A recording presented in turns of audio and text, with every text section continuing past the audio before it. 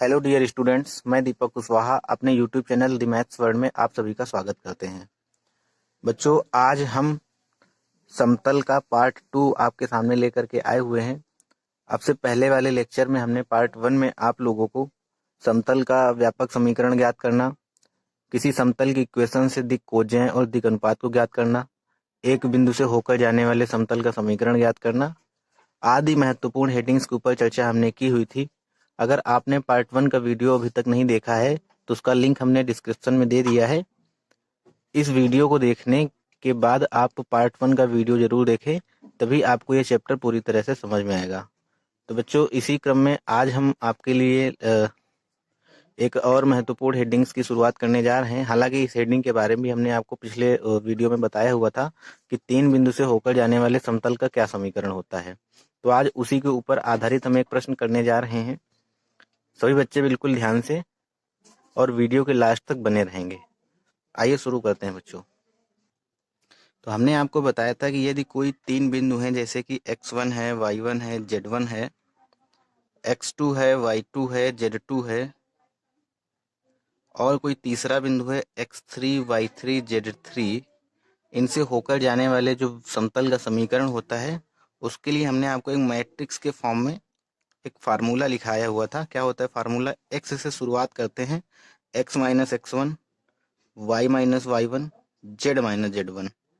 इसके बाद बच्चों यहाँ पर x2 से शुरुआत करेंगे और हर सभी के साथ में यहाँ पर घटाएंगे, जो रहेगा वो x1 को घटाएंगे, यहाँ पे y1 को घटाएंगे, यहाँ z1, सभी के साथ इसी तरीके से घटाते हुए चलेंगे। y2 के साथ y1 को घटाएंगे, z2 के साथ z1 को घटाएंगे, और यहाँ पे लिखेंगे x3, लेकिन घटाएंगे हम x1 को ही। यहाँ लिखेंगे y3, घटाएंगे y1 को, लिखेंगे z3, घटाएंगे z1 को, और ये इक्वल में 0। ये बच्चों हमने आपको फार्मूला, इसका डेरिवेशन भी हमने आपको पिछले वीडियो में बताया हुआ था। तो अब हमें इसी के ऊपर एक क्वेश्चन दिया गया है कि बिंदुओं 2, 2, 1, 4, -1, -3 और 3, 2, 0 से जाने वाले समतल का समीकरण ज्ञात कीजिए। तो बच्चों, हमें यहाँ पर x1 की वैल्यू 2 दी गई है, y1 की वैल्यू 2 दी गई है, z1 की वैल्यू 1 दी गई। इसी से तुलना करते हुए हम इस फार्मूले में सारी वैल्यू को पुट करेंगे। चलिए वैल्यू रखते हैं। तो x माइनस x1 के प्लेस पे क्या दिया गया है? 2। y माइनस y1 के प्लेस पे क्या दिया गया है? 2। z माइनस z1 के प्लेस पे क्या दिया गया है? 1। इसी तरीके से x2 के प्लेस पे क्या है? 4 माइनस x1 के प्लेस पे क्या है? 2। सभी में यही घटाना रहेगा हमें। y2 के प्लेस पे क्या दिया गया? -1। इसी तरीके से यहाँ -2 हो जाएगा, यहाँ पे -3 -1 हो जाएगा। x3 के प्लेस पे 3 है और घटाना क्या रहेगा? x1 को, तो 3 - 2 हो जाएगा। यहाँ 2 - 2 हो जाएगा, और यहाँ पे बच्चों 0 - 1 हो जाएगा, और इक्वल में 0।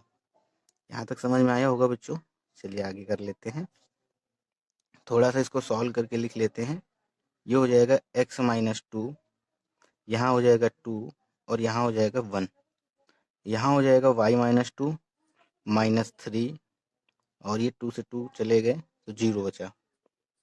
यहाँ पे z -1 -4, और यहाँ पे -1, इक्वल में 0। ठीक है बच्चों, या तो आप इसका डायरेक्टली एक्सपेंशन कर सकते हैं, या फिर आप इसमें C1 C2 या R1 R2 का कोई रूल भी लगा सकते हैं। इसके बारे में आपको मैट्रिक्स में पढ़ाया गया होगा। चलिए बच्चों, सिंपल सा हम एक्सपेंशन ही कर लेते हैं। किसी रो या किसी कॉलम के सापेक्ष हम इसमें एक्सपेंशन करते हैं। तो हम मान लो पहली रो के सापेक्ष एक्सपेंशन करने जा रहे हैं। तो x - 2 जिसके सापेक्ष करते हैं, उसके नीचे का कॉलम और उसके साथ की रो के साथ जितने एलिमेंट्स होते हैं उनको छुपा लेते हैं। जो बचता है उनका आपस में हम क्रॉस मल्टीप्लाई करके घटा के लिख देते हैं। जैसे ये x - 2 हमने यहाँ लिखा, तो इसको छुपा लेंगे और इसको छुपा लेंगे। हमारे पास जो बचा उसका क्रॉस मल्टीप्लाई करके घटा के लिखेंगे। तो ये और ये गायब, तो -3 का -1 में करेंगे तो 3 हो जाएगा, और घटा के लिखेंगे 4 का 0 में करेंगे तो 0 हो जाएगा। उसके बाद नेक्स्ट वाला जब लिखते हैं तो माइनस करके लिखते हैं, एक बार प्लस, फिर दोबारा माइनस, फिर प्लस। तो यहाँ हो जाएगा y - 2, ये छुप जाएगा और ये छुप जाएगा, तो क्या बचा, -2 बचेगा और माइनस माइनस प्लस का 4 हो जाएगा। इसी तरीके से प्लस में z-1 लिखेंगे और इसका इधर मल्टीप्लाई करेंगे 0 हो जाएगा और इसका इधर मल्टीप्लाई करेंगे प्लस में 3 इक्वल में 0। ठीक है बच्चों, तो ये 3 बचेगा, यहाँ पे 3 का मल्टीप्लाई करेंगे तो 3x हो जाएगा और माइनस का 6 हो जाएगा। इसी तरीके से माइनस का यहाँ पे मल्टीप्लाई करेंगे -2y और ये बच्चों बचेगा प्लस का 2, प्लस का 2 बचेगा, 4 से 2 सब्सट्रैक्ट हो जाएगा तो 2 बचेगा प्लस का, तो ये हो जाएगा 2y और माइनस का 4। इसी तरीके से बच्चों यहाँ पे क्या बचेगा, प्लस का 3 है तो ये हो जाएगा 3z और माइनस का 3 बराबर में 0। तो ये बच्चों लिखा हुआ है 3x minus 6 minus bracket open करेंगे तो -2y प्लस का 4 प्लस में 3z माइनस में 3 बराबर में 0। तो बच्चों 3x माइनस 2y प्लस में 3z और इसको हम आपस में जोड़ घटा के लिख लेते हैं। 4 प्लस का 4 है और ये माइनस का 3 है यानी कि 1 बचेगा और ये माइनस का 5 हो जाएगा। प्लस के 1 में -6 सब्ट्रैक्ट करेंगे तो माइनस का 5 बचेगा इक्वल में 0। तो बच्चों यही आंसर है हमारा। आशा करते हैं सभी बच्चों को समझ में आया होगा। आप इसका स्क्रीनशॉट ले लीजिए या अपने कॉपी में नोट करते हुए चलें। बच्चों अगर आपको ये क्वेश्चन समझ में आया है तो वीडियो को लाइक करें। चलिए, हमने आपको पिछले वाले वीडियो में बताया था कि ये जो 3 बिंदु से होकर जाने वाले समतल का समीकरण रहता है, इसको हम 2 विधियों से सॉल्व कर सकते हैं। अगर आपको ये फार्मूला याद रहता है तो आप इस फार्मूले से कर लीजिए। अगर मान लो आप ये फार्मूला भूल जाते हैं कि कहाँ पे x रहता है, कहाँ पे x1 रहता है, कहाँ x2 रहता है, कन्फ्यूजन अगर आपको रहता है तो हम आपको एक दूसरा तरीका भी बता रहे हैं इस क्वेश्चन को सॉल्व करने का। तो ये आपका फर्स्ट मेथड था।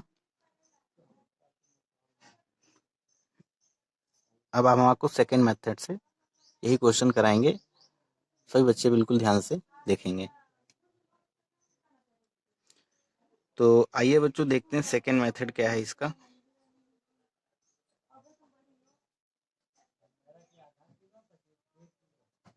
तो बच्चों एक बिंदु से पहले होकर जाने वाले समतल का आप समीकरण लिखिए। लिखिए बिंदु 2,2,1 से जाने वाले समतल का समीकरण।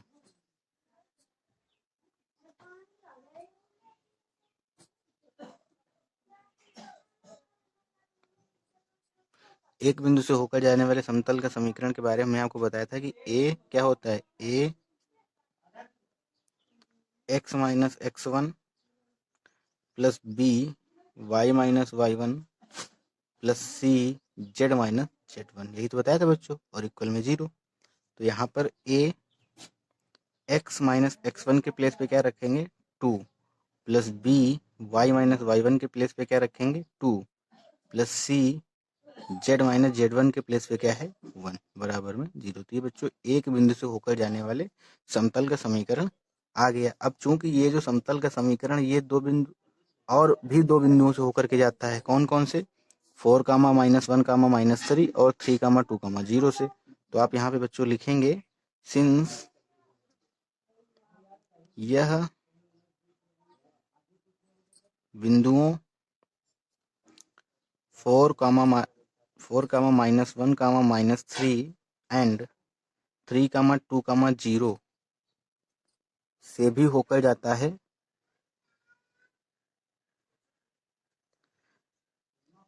तो बच्चों ये जो पॉइंट्स है बारी बारी से इसको सेटिस्फाई करेंगे। तो अब इस बार जहाँ x है वहाँ पे 4 रखेंगे, जहाँ y है वहाँ -1 रखेंगे, जहाँ z है वहाँ पे -3 रखेंगे। फिर दूसरी इक्वेशन में जहाँ x है वहाँ 3 रखेंगे, जहाँ y है वहाँ 2 रखेंगे, जहाँ z है वहाँ पे 0 रखेंगे। कैसे, a x के प्लेस पे 4 -2 प्लस b y के प्लेस पे बच्चों क्या रखेंगे -1 माइनस का 2 प्लस सी जेड के प्लेस पे -3 -1 इक्वल में 0। तो यहाँ से क्या मिल जाएगा हमें 4 -2 यानी कि 2a माइनस का 3b माइनस का 4c इक्वल में 0। ये बच्चों इक्वेशन नंबर है मेरी अपनी सेकेंड। अब इसी तरीके से थर्ड वाले पॉइंट को भी सेटिस्फाई कराएंगे। फर्स्ट इक्वेशन में क्या हो जाएगा बच्चों, a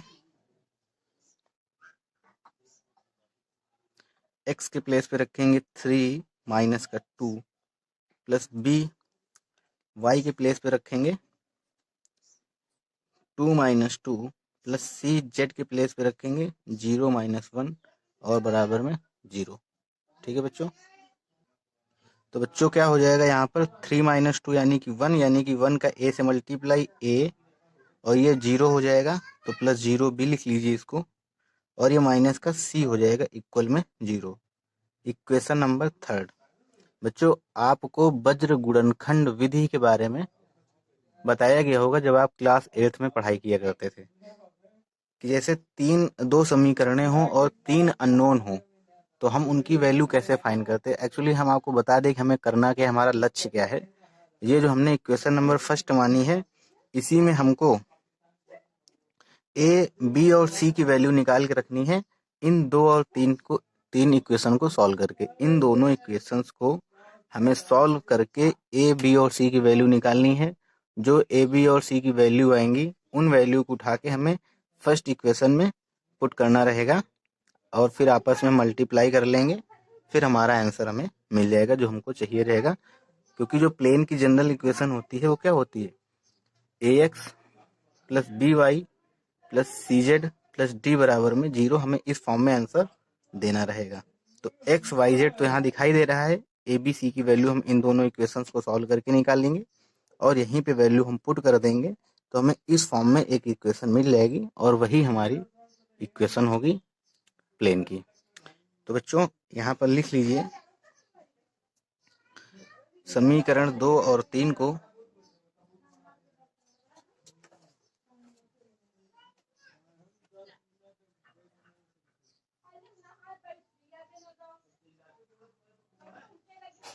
वज्र गुणनखंड विधि से हल करने पर, अगर बच्चों नहीं आती है आपको वज्र गुणनखंड विधि तो आप बिल्कुल ध्यान से देखेंगे कैसे करते हैं। यहाँ और यहाँ ए बी बी सी सी जो भी हमारी ये चर संख्याएं होती हैं ए बी सी वाली, इनको हम अंश में लिख लेते हैं ए बी और सी। ठीक है बच्चों। फिर इसके नीचे हम घटे लगा लेते हैं और सभी के साथ में बराबर का साइन लगा लेते हैं। ठीक है। ए के नीचे हमें क्या लिखना रहता है, जो बाकी बचे हुए कंटेंट हैं, जो बाकी बचे हुए पद हैं, जैसे कि 2a और a, इसको हम छोड़ देंगे, इसको ऐसे हमें छोड़ देना रहेगा। यहाँ जो b का गुणांक है और यहाँ जो c का गुणांक उसका आपस में मल्टीप्लाई, और यहाँ जो c का गुणांक है यहाँ जो b का गुणांक है उसका आपस में मल्टीप्लाई करके लिखते हैं a के नीचे। जिसके नीचे हमें जो लिखना रहता है उसको छोड़ देते हैं। a के नीचे हमें लिखना है यानी कि a वाले पदों को हम छोड़ देंगे और जो पद बचे हुए उनका हम क्रॉस मल्टीप्लाई करके घटा के लिखते हैं। यानी कि यहाँ पे बच्चों क्या है -3 है और यहाँ पे क्या है -1 है, यानी कि क्या हो जाएगा -3 और -1 घटा के लिखेंगे, माइनस करेंगे। माइनस का 4 यहाँ पर है बच्चों, थोड़ा ऐसे लिख लेते ताकि यहाँ पर आ जाए। ऐसे लिखेंगे बच्चों -3 और -1 और ये माइनस करके -4 और 0। ठीक है बच्चों, यहाँ तक समझ में आया होगा। इसी तरीके से बी के नीचे क्या लिखना रहेगा, बी वाले पदों को हम छोड़ देंगे, इसको इस बार छोड़ देंगे और इस बार इसको छोड़ देंगे, तो जो बचेगा उसका आपस में हम मल्टीप्लाई, यानी कि -1 का मल्टीप्लाई करेंगे 2 में तो आएगा -2।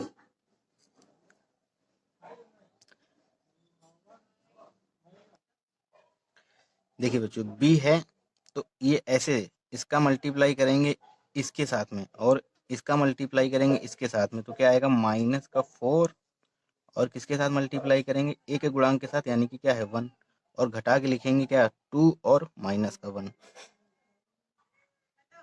ठीक है। इसी तरीके से सी के बारे में लिखना है, सी के नीचे तो सी वाले पद को हम छोड़ देंगे, यानी कि इसको छोड़ देंगे इसको छोड़ देंगे, जो बचेगा उसका आपस में हम मल्टीप्लाई करेंगे। क्या बचा हमारे पास 2 का 0 से मल्टीप्लाई करेंगे, माइनस करके 3 का ए के गुणांक यानी कि 1 से मल्टीप्लाई करेंगे इक्वल में 0। तो बच्चों क्या आएगा यहाँ से, ए के नीचे क्या आएगा ये ऐसे रहता है, इसके बराबर 0 नहीं रहता है।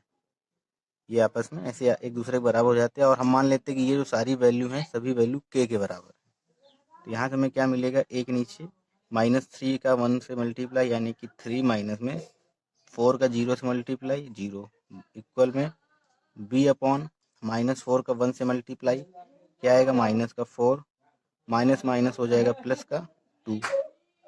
इस तरीके से बच्चों c के नीचे क्या लिखेंगे हम, 0 प्लस में 3 इक्वल में k। यहाँ से अब हम एक एक बार में k के सभी पदों को k के इक्वल करेंगे। एक बार इसको k के इक्वल, अगली बार इसको k के इक्वल, और अगली बार इसको k के इक्वल। तो बच्चों यहाँ से a की वैल्यू क्या आएगी, a अपॉन 3 बराबर में क्या, k। तो यहाँ से a की वैल्यू क्या आ गई, 3k। इसी तरीके से b बराबर क्या आएगा, माइनस का 2k। और इसी तरीके से c बराबर क्या आएगा, 3k। आशा करते हैं बच्चों यहाँ तक आपको समझ में आया होगा। a अपॉन 3 बराबर में k, यानी कि a की वैल्यू होगी 3k। b अपॉन -4 + 2 यानी कि -2, तो माइनस का 2k। c अपॉन 3 यानी कि c इक्वल टू 3k। यहाँ तक बच्चों नोट कर लीजिए, और इसके बाद में इन सभी वैल्यू को आपको इक्वेशन नंबर फर्स्ट में रखना रहेगा। बच्चों अगर आपको ये वज्र गुणनखंड विधि समझ में नहीं आई है तो अभी हम इसको दोबारा से आपको फिर से सॉल्व करके समझाए दे रहे हैं, ताकि आपको ये रट जाए और आपको याद हो जाए कि कैसे हम इसे हल करते हैं, कैसे हमें सॉल्व करना रहता है। इसको कहते हैं वज्र गुणनखंड विधि। अभी ये क्वेश्चन कंप्लीट होने के बाद में फिर हम इन दोनों समीकरणों को फिर से आपको समझाएंगे कि कैसे हमें हल करना रहता है। चलिए तब तक इन सारी वैल्यूज को उठा के आप इक्वेशन नंबर फर्स्ट में पुट कीजिए। तो बच्चों ये वैल्यू है a बराबर 3k, b बराबर -2 के, c बराबर 3k। इस इक्वेशन नंबर फर्स्ट में हमें रखना रहेगा। तो यहाँ पे क्या हो जाएगा, 3k x-2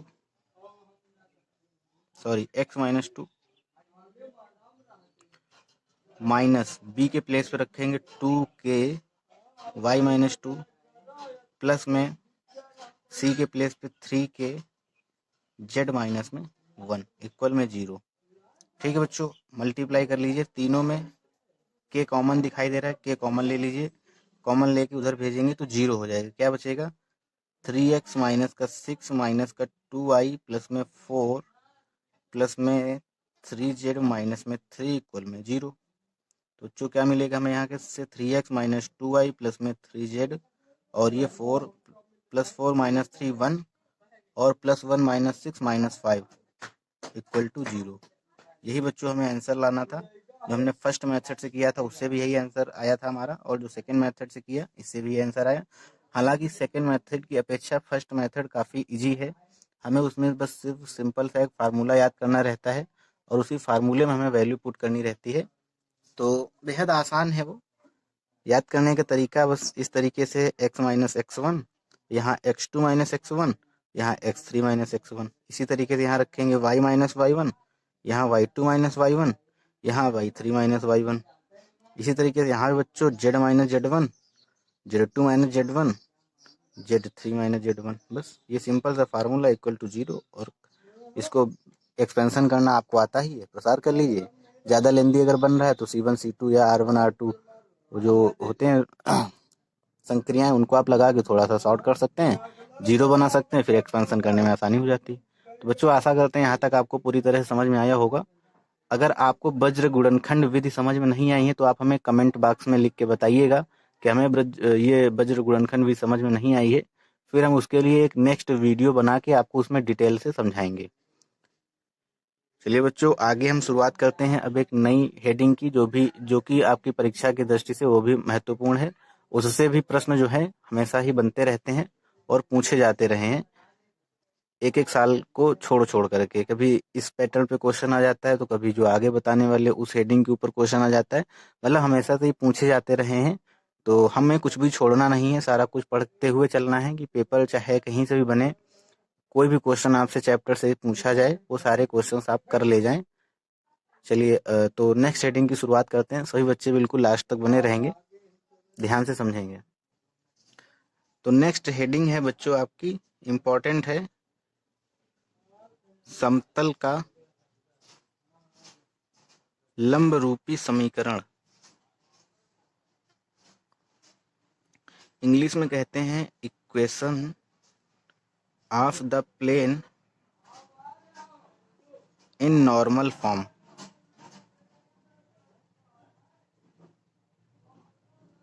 ठीक है बच्चों, अभी तक हमने जो आपको इक्वेशन बताई थी पहले वो आपकी जनरल फॉर्म में इक्वेशन थी, और ये जो हेडिंग है, ये जो आपको हम बता रहे हैं, ये लंब रूपी समीकरण के बारे में बताना है। तो इसमें आप लिख लीजिए, यदि किसी समतल पर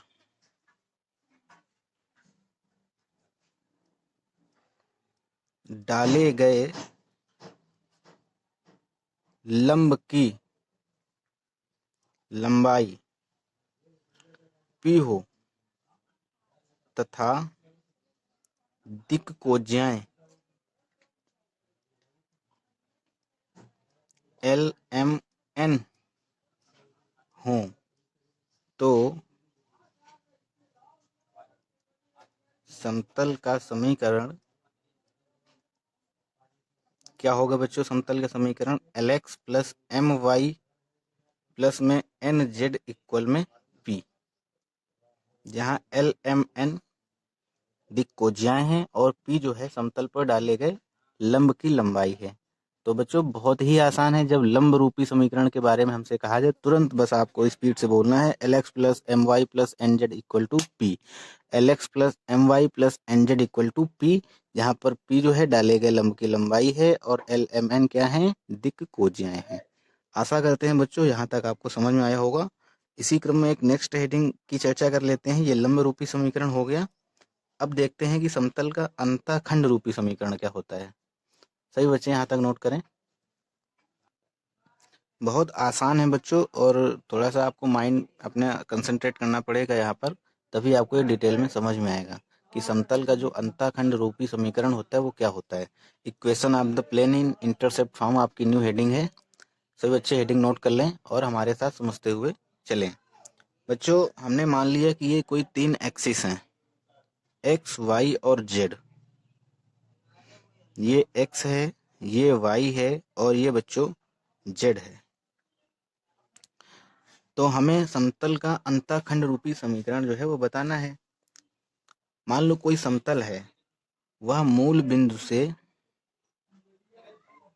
एक्स अक्ष को, वाई अक्ष को और जेड अक्ष को ए बी सी अंतःखंड काटता है या ए बी सी दूरियों पर काटता है। मान लो एक्स अक्ष को वो जो है ए दूरी पर काटता है, वाई अक्ष को जो है बी दूरी पर काटता है और जेड अक्ष को सी दूरी पर काटता है। तो बच्चों यहाँ पर ये दूरी जो है ए है, यहाँ तक की दूरी बी है, यहाँ तक की दूरी सी है, और मूल बिंदु के जो कोऑर्डिनेट निर्देशांक हैं वो 0,0 है। तो आप हमको बताइए कि यहाँ के निर्देशांक क्या हो जाएंगे। यहाँ के निर्देशांक बच्चों क्या हो जाएंगे? A,0,0। इस तरीके से यहाँ के निर्देशांक क्या हो जाएंगे? 0,B,0। और जेड एक्सिस के लिए सी के निर्देशांक क्या हो जाएंगे? 0,0, सी। इनको आपस में हम मिला लेते हैं बच्चों।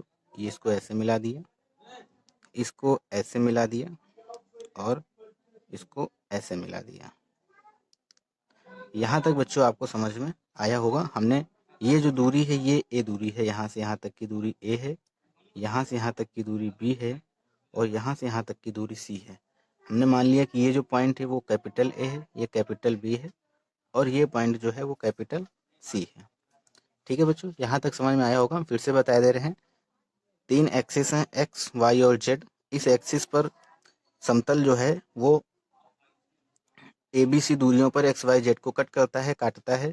तो यहाँ के जो कोऑर्डिनेट हो जाएंगे वो A,0,0, इसी तरीके से यहाँ के निर्देशांक, इसी तरीके से यहाँ के निर्देशांक 0,B,0 और 0,0, C हो जाएंगे। चलिए जो हमने यहाँ तक माना हुआ है उसकी तारीफ कर लेते हैं, उसको लिख लेते हैं। क्या लिखेंगे? यदि समतल अक्षों को मूल बिंदु से क्रमशः स्मॉल ए, स्मॉल बी, स्मॉल सी दूरियों पर काटता है तो ए बी व कैपिटल सी के निर्देशांक क्या होंगे बच्चों? A comma zero comma zero, zero comma B comma zero and zero comma zero comma C होंगे। यहाँ तक आपको कोई समस्या? नो समस्या। चलिए बच्चों आगे बढ़ते हैं। ठीक है बच्चों, तो ये निर्देशांक होंगे जो कि समतल से होके, होकर लिख लीजिए, होके नहीं बेटा, होकर गुजरेंगे।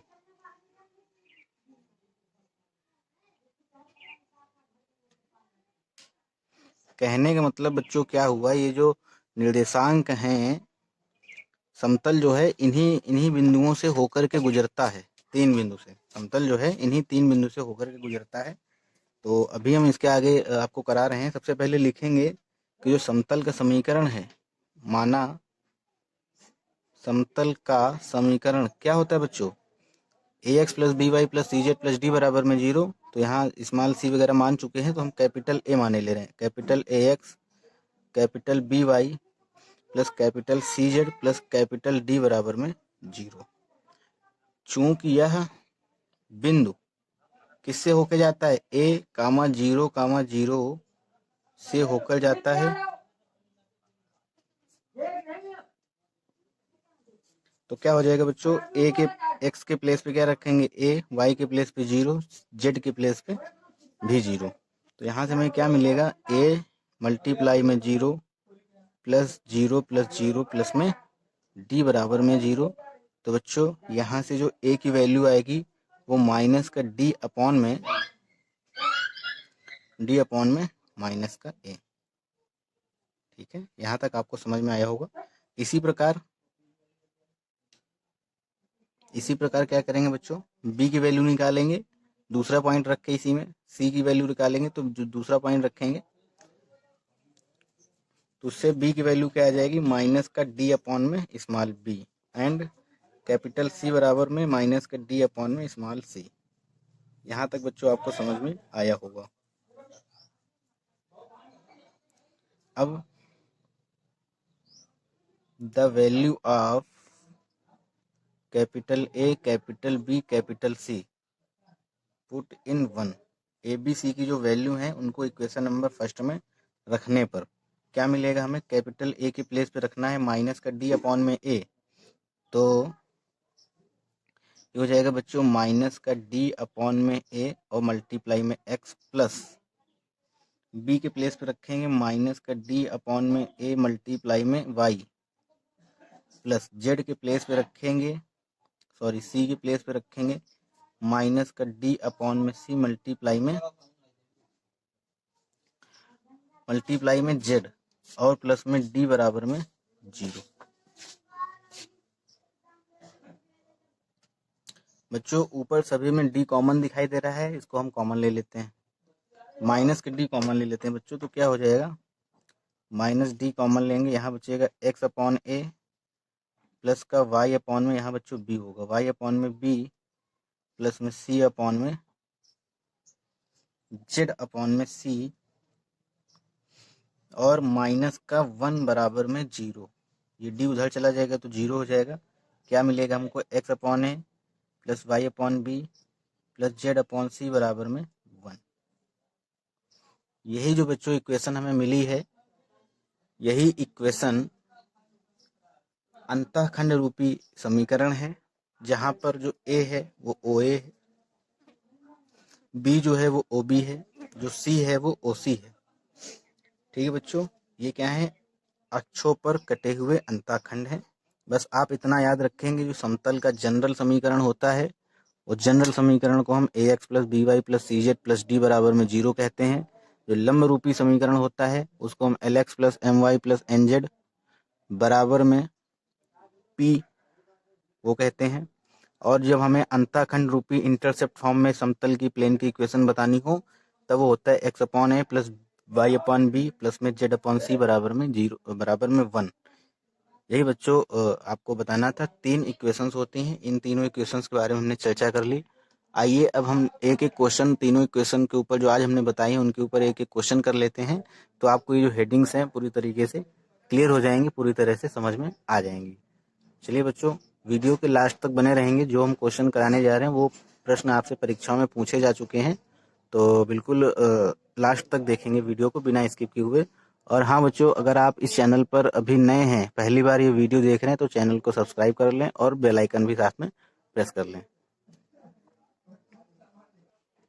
मान लो बच्चों, आपको एक क्वेश्चन दिया गया है, हम आपको समतल का समीकरण बता रहे हैं निकालना जब हमें लंब रूपी बताना हो। चलिए तो बच्चों, क्वेश्चन मान लो आपको दिया गया है, मूल बिंदु से एक समतल, मूल बिंदु से एक समतल पर डाले गए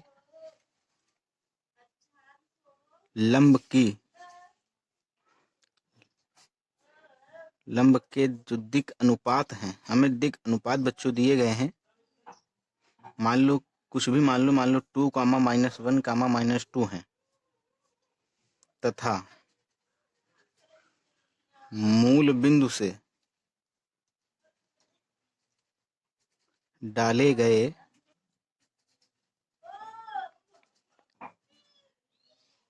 लंब की लंबाई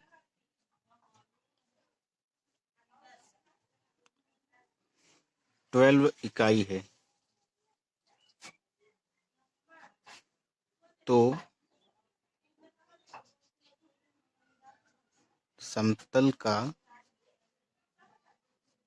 समीकरण ज्ञात कीजिए।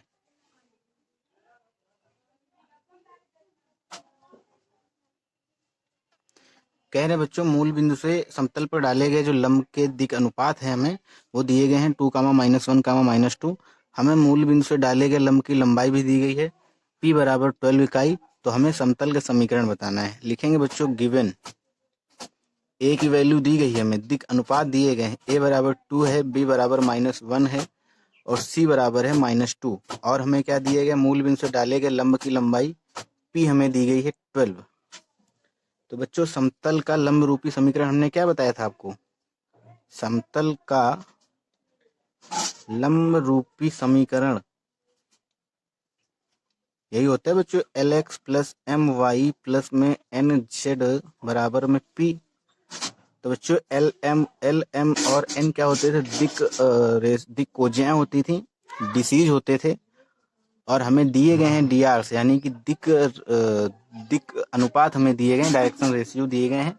हमें पहले क्या करना पड़ेगा, L, M और N की वैल्यू निकालनी पड़ेगी। तो हमने आपको पहले बताया हुआ था कि अगर हमें दिक् अनुपात पता हो और दिक् कोज्या निकालना हो तो उसके लिए एक रिलेशन होता है, L बराबर A/रूट के अंदर A² plus B² plus C²। इसके पहले वाले चैप्टर में हमने इसके बारे में आपको डिटेल से बताया हुआ है। अगर आपने ये वीडियो नहीं देखा हुआ है तो पार्ट 2 वीडियो देखिएगा, अंतरिक्ष में बिंदु का। तो बच्चों, a की वैल्यू क्या है, 2 में रूट के अंदर A² यानी कि 2 का स्क्वायर 4, B² यानी कि -1 का स्क्वायर 1, C² यानी कि -2 का स्क्वायर 4। क्या हो जाएगा बच्चों, 2/9, 4 + 4 8, 8/9 यानी कि 2/3। L की वैल्यू हो गई। इसी तरीके से बच्चों, M की वैल्यू होती है B/रूट के अंदर A² plus B² plus C²। तो m की वैल्यू हो जाएगी यहाँ से, b की वैल्यू है -1 और इसी तरीके से n बराबर हो जाएगा c/में रूट के अंदर A² plus B² plus C²।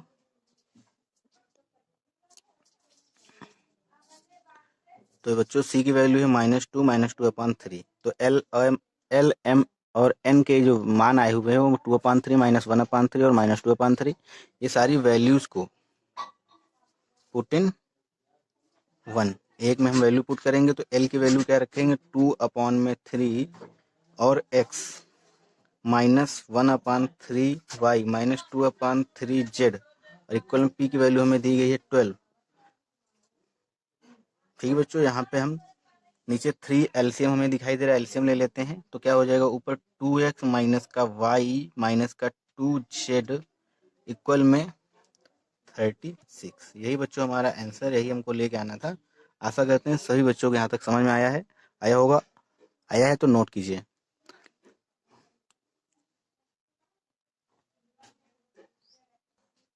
बच्चों आज की वीडियो में बस यहीं तक। जो हमने आपको एक हेडिंग कराई हुई है, समतल का अंतःखंडों में जो समीकरण बताना है, उसके ऊपर बेस्ड क्वेश्चन हम आपको पार्ट 3 में कराएंगे। सभी बच्चे बहुत मन लगा के पढ़ाई करें। अगर आपने इस वीडियो को लाइक नहीं किया है तो वीडियो को लाइक करें और चैनल को सब्सक्राइब करें और अपने दोस्तों में इस वीडियो को शेयर करना ना भूलें। चलिए ठीक है बच्चों, बहुत बहुत धन्यवाद।